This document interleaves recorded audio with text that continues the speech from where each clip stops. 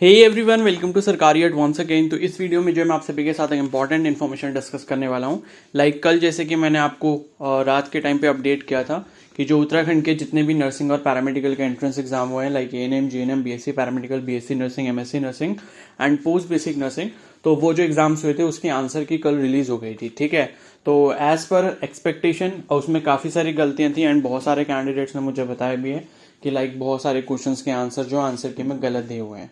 तो अब उन पे ऑब्जेक्शन कैसे फाइल करना है एंड उसका क्या प्रोसेस रहेगा, ठीक है, एंड उसका किसको बेनिफिट मिलेगा किसको नहीं मिलेगा, वो सारी चीज़ें मैं इस वीडियो में डिस्कस करने वाला हूँ। तो प्लीज़ पूरा एंड तक देख लेना।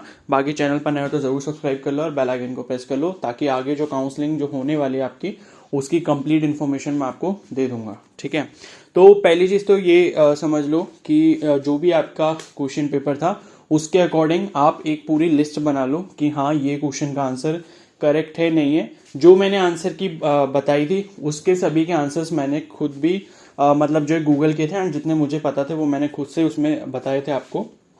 ठीक है, तो ये है कि जिस क्वेश्चन में आंसर में आपको डाउट लगता है कि हाँ ये मैंने सही करा है एंड इसका जो आंसर की है वो मतलब आंसर जो है ऑफिशियल आंसर की में गलत दिया हुआ है, तो पहले तो उन 100 क्वेश्चंस में से आप लिस्ट बनाओ कि ये वाले क्वेश्चन पर्टिकुलर इसका आंसर गलत है, इसका आंसर गलत है। ठीक है, तो वो लिस्ट बनाने के बाद जो एक पेपर पे लिख लो कि भाई ये पहला क्वेश्चन है, तीसरा क्वेश्चन है, चौथा क्वेश्चन है, जो भी है वो आप लिख लो। ठीक है, उसके बाद आपको क्या करना है, मतलब इसमें कुछ भी देखो, आपको पैसे वैसे खर्च नहीं करने ऑब्जेक्शन करने के लिए, फ्री ऑफ कॉस्ट है, सिंपली उनको मेल करना है। और जितने ज्यादा कैंडिडेट्स मेल करेंगे इसके रिगार्डिंग, देखो उतना ज्यादा अच्छा होगा, उतने ज्यादा कैंडिडेट्स को फायदा मिलेगा। ठीक है ना। अब अगर किसी कैंडिडेट को ऐसा लगता है कि भाई मेरा जो आंसर है वो इनके आंसर के अकॉर्डिंग मैच हो रहा है, भले ही वो गलत क्यों ना हो, ठीक है, तो उसका जो है फायदा हो जाएगा। तो ये सब चीजें मत सोचो, जो सही है उसको सही रहने दो। ठीक है, तो जिसको भी लगता है कि भाई इसका आंसर ये वाला होना चाहिए और ये वाला जो आंसर की में दिया गया वो गलत है, तो पहले तो आपको क्या करना है, लिस्ट बना लेनी है। उसके बाद क्या करना है, आपको सभी जो आंसर है, मान लो कोई भी पर्टिकुलर क्वेश्चन है उसका आंसर जो भी आपको पता है कि ये वाला सही है, आंसर की में ये गलत दिया गया है, तो उसका एक तो प्रूफ आपको रखना होगा जो कि आपको मेल करना है साथ में क्वेश्चन के साथ कि हाँ इसका जो आंसर की में दिया गया है वो ये वाला है और जो क्या बोलते हैं आंसर होना चाहिए वो ये वाला है, और विद प्रूफ आपको उसका भेजना है। ठीक है, तो आपको करना क्या है, जैसे इन्होंने ये लिखा है कि 27 जून 2023 तक आप दोपहर 1 बजे तक जो है आप ऑब्जेक्शन अपना कर सकते हो। तो कल 26 तारीख है एंड परसों 27 है, तो कल जो है ये वाला काम जितने ज्यादा कैंडिडेट्स कर सकते हो कर लेना। ग्रुप में डिस्कस कर लो, बाकी किसको क्या क्वेश्चन गलत लग रहा है नहीं लग रहा है तो आपस में डिस्कस करके जितने इंडिविजुअल कर सकते हैं कर लो। अपने खुद ईमेल आईडी से ही करना है। ठीक है, ऐसा नहीं है कि एक कैंडिडेट करेगा तो काम हो जाएगा, जितने ज्यादा करोगे उतना ज्यादा सही रहेगा। तो कोशिश करो कि हर कैंडिडेट को ये काम करना ही है जिसको लगता है कि भाई ये वाला आंसर गलत है, तो वो उसके लिए ऑब्जेक्शन उठा सकता है। एंड ऑब्जेक्शन उठाने में कोई भी बुराई नहीं है, मतलब आपको ऐसा नहीं सोचना कि यार मैं अगर गलत हो गया, मैंने जो भी ऑब्जेक्शन किया है तो क्या होगा मेरे साथ, ऐसा कुछ भी नहीं होने वाला। अगर वो सही होगा तो वो चेंज हो जाएगा, एंड अगर चेंज होगा तो वो सबके लिए चेंज होगा और उसके बाद जो है न्यू आंसर की दोबारा से आएगी। ठीक है, और कई बार ऐसा होता है कि नई आंसर की ये वाली अपलोड ये लोग अपलोड करते नहीं, फिर डायरेक्ट रिजल्ट अपलोड कर देते हैं। ठीक है, और फिर जो भी आपके मार्क्स वगैरह बन रहे होते हैं उसी के अकॉर्डिंग आ जाते हैं। बट हाँ, नई आंसर की आनी चाहिए। वैसे तो अब कंफर्म नहीं है कि आएगी या नहीं आएगी, लेकिन फिर भी अपना ऑब्जेक्शन उठाना जरूरी है ताकि वो क्वेश्चन का आंसर वहां पर करेक्ट हो जाए और उसका जो फायदा है वो आपको जरूर मिल पाए। अब मान लो किसी के 1-2 नंबर से अगर उसको अच्छा कॉलेज मिल रहा होगा तो अच्छी बात है ना कि उसके मार्क्स बढ़ जाए, तो प्लीज ये काम जरूर कर लेना। तो जैसे मैंने बताया, लिस्ट बनाओ पहले क्वेश्चंस की, उसके बाद उसका प्रूफ जो है उसका स्क्रीनशॉट लो। भले ही आपको वो क्वेश्चन का आंसर गूगल पे मिला है, किसी भी वेबसाइट पे मिला है, या एनसीईआरटी की बुक में कहीं पर भी है, या एनसीईआरटी की लाइंस में है, तो उसका बस आपको स्क्रीनशॉट ले लेना है। ठीक है, अब करना क्या है, जैसे मेल करना है ना, तो अपनी जो भी रजिस्टर्ड ईमेल आईडी है उससे ही मेल करना। मेल एड्रेस यहाँ पर इन्होंने दिया है uknursingpara@gmail.com।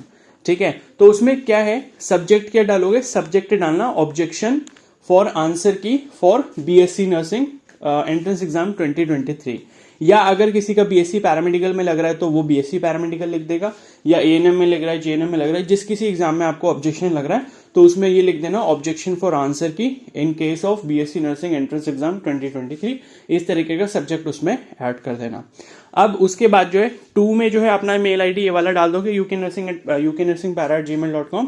उसके बाद कंटेंट कैसे बनाना है, मतलब कैसे इंक्लूड करना है, तो उसमें ये लिखना कि फॉलोइंग क्वेश्चंस हैव जो भी मतलब आंसर्स हैं, ठीक है। तो मतलब इस तरीके से लिख देना कि फॉलोइंग क्वेश्चंस के जो भी आंसर्स हैं वो मतलब इनकरेक्ट पाए गए हैं, ठीक है। तो हिंदी में लिखना है, हिंदी में लिख लेना, इंग्लिश में लिखना है, इंग्लिश में लिख लेना। तो लाइक अगर इंग्लिश में लिखना हो तो कुछ ऐसा लिख लेना कि question answers for these questions for these following questions have been found incorrect and I am attaching the proof for the correct answers in this email, ठीक है। तो इस तरीके से लिख देना उसमें। और उसके बाद जिस भी क्वेश्चन में लगता है कि हाँ भाई इस क्वेश्चन में डाउट था, तो उसमें लिखना कि my question paper set was, तो जो भी आपका सेट था लाइक ABCD जो भी आपका सेट था वो उसमें मेंशन कर देना। और उसके बाद जिस क्वेश्चन में डाउट है तो उसमें लिख देना question number 1, question number 2, question number 3 जो भी होगा आपका वो लिख देना। कि मान लो क्वेश्चन नंबर 45 है तो उसमें ये लिखना कि आंसर की में जो आंसर दिया है वो ये वाला है और करेक्ट आंसर जो होना चाहिए वो ये वाला होना चाहिए, ठीक है। तो इस तरीके से पूरी उसकी समरी बना लेना, टाइप करके लिखना। एंड उसके बाद जो है जो अटैच फाइल का ऑप्शन होता है मेल में, उसमें आप उस पर्टिकुलर क्वेश्चंस के जो भी आंसर्स जो भी प्रूफ हैं वो आप उसमें अटैच कर देना। अब अटैच जब फाइल को करोगे तो रेंडमली जब भी आप अगर करो तो जो भी आपने स्क्रीनशॉट लिया होगा उस स्क्रीनशॉट का प्लीज गैलरी में जाके रीनेम का ऑप्शन आता है, ठीक है। कोई भी फोटो के ऊपर जब आप क्लिक करते हो ऑप्शंस आते हैं तो उसमें रीनेम का ऑप्शन आता है। तो रीनेम से क्या होगा, उस फाइल की नाम उसका जो फाइल होगा फाइल का नाम चेंज हो जाएगा, ठीक है। तो फाइल के नाम में लाइक ऐसा कर देना proof_ फॉर क्वेश्चन नंबर 38 या जो भी क्वेश्चन है, ठीक है। तो जिस भी क्वेश्चन के लिए आपने प्रूफ लिया होगा या स्क्रीनशॉट लिया होगा उन सभी स्क्रीनशॉट का जो फाइल नेम है वो चेंज कर देना, ताकि जब वो चेक कर रहे होंगे तो उन्हें ये पता लग जाए कि ये वाला जो इन्होंने प्रूफ दिया है, ये जो स्क्रीनशॉट दिया है, ठीक है, ये किस क्वेश्चन के लिए दिया है। तो उसमें जब अगर फाइल नेम लिखा होगा कि like proof for question number 38 या खाली क्वेश्चन नंबर 38 इस तरीके से भी लिख दोगे तब भी कोई दिक्कत नहीं है, ठीक है। क्वेश्चन 38, क्वेश्चन 39 इस तरीके से भी लिख दोगे फाइल नेम में, तो उनको पता लग जाएगा कि ये जो पर्टिकुलर फोटो इन्होंने अटैच करा है इस मेल में वो इस पर्टिकुलर क्वेश्चन के ऑब्जेक्शन में किया हुआ है, ठीक है। तो इससे कोई भी उनको जो है मतलब कंफ्यूजन नहीं होगा। और सब्जेक्ट जरूर ऐड कर देना, अदरवाइज क्या होगा मेल उनके स्पैम फोल्डर में जाएगा और वो चेक नहीं करेंगे। तो सब्जेक्ट जरूर ऐड करना जो मैंने बताया था कि ऑब्जेक्शन फॉर आंसर की in case of BSc nursing entrance exam 2023 इस तरीके से लिख देना। तो इस तरीके से कंटेंट में आपको सारे क्वेश्चंस लिखने, उसके आगे लिखना है कि करेक्ट आंसर कौन सा है और आंसर की में कौन सा दिया गया वो सारी चीजें लिखनी है। और उसके बाद जो है प्रूफ अटैच कर देने स्क्रीनशॉट लेके जहां से भी आपको उसका करेक्ट आंसर मिल जाता है, ठीक है। तो इतना काम कर लेना। लाइक बहुत सारे क्वेश्चंस में गलती है, जैसे सीधा सीधा मैं बताऊं एक क्वेश्चन था वो जिसमें स्केलर क्वांटिटी पूछा था तो उसमें करेक्ट आंसर वेलोसिटी दिया, एंड वेलोसिटी तो कभी स्केलर क्वांटिटी हो ही नहीं सकता क्योंकि उसमें डायरेक्शन और मैग्नीट्यूड दोनों होता है। स्केलर क्वांटिटी उसमें प्रेशर है, ठीक है। और जो एक सिग्मा पाई बॉन्ड वाला था उसके ऑप्शन ही सारे गलत हैं। तो जो भी चीजें हैं ये कर लेना। समरी आपको खुद से बनानी पड़ेगी, मेल आपको खुद से ही लिखना पड़ेगा। अगर आप अपना फायदा चाहते हो तो ये काम कर लेना। अब ऐसा नहीं है कि मैं ये चीज आपको करवाऊं कि भाई मेल आपको ये लिखना है वो लिखना है। मैंने आपको सारा हिंट दे दिया कि किस तरीके से आपको करना है, बस इतना कर देना, वो लोग बाकी अपना कर लेंगे, करेक्शन कर देंगे उसमें, ठीक है। और बात रही रिजल्ट की कि रिजल्ट जो है वो कब तक आएगा, तो देखो 27 तक तो इन्होंने ऑब्जेक्शन का ही टाइम दिया आंसर की का। अब जब ऑब्जेक्शन के बाद वो लोग उसको पढ़ेंगे, आपके मेल्स को देखेंगे कि हाँ भाई इन क्वेश्चंस पे ऑब्जेक्शन आए, तो 2 से 3 दिन दोबारा से आंसर्स को करेक्ट करने में लग ही जाएगा, ठीक है। तो आप ये मान सकते हो कि कहीं ना कहीं 1 जुलाई के आसपास या 1 जुलाई से 1-2 दिन पहले ही रिजल्ट आपका डिक्लेयर होगा, ठीक है। लाइक 1 जुलाई के आसपास ही मेरे को उम्मीद लग रही है कि रिजल्ट आपका डिक्लेयर होगा। उससे पहले चांसेस नहीं लग रहे क्योंकि 27 तक तो इन्होंने अपना खुद का ही टाइम दिया है कि 27 तक आपको ऑब्जेक्शन फाइल करना है। उसके बाद 2 दिन तो मिनिमम मानकर ही चलो कि उसमें जब करेक्शन होगा उस करेक्शन के अकॉर्डिंग दोबारा आंसर की पब्लिश होगी। अब दोबारा आंसर की वेबसाइट पर आती है तो अच्छी बात है, नहीं आती है तो हो सकता है कि डायरेक्ट रिजल्ट ही आ जाए। कई बार ऐसा हो ही जाता है कि डायरेक्ट रिजल्ट आ जाता है एंड आंसर की जो है दोबारा वो लोग पब्लिश नहीं करते हैं, ठीक है। तो मोस्ट प्रोबेबली 1 जुलाई के आसपास आपका रिजल्ट आ सकता है एंड उसके 3-4 दिन बाद ही आपका काउंसलिंग का जो प्रोसेस है वो स्टार्ट हो जाएगा।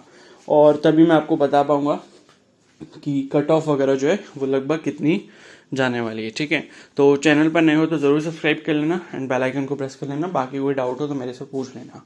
Okay, so thank you and have a nice day.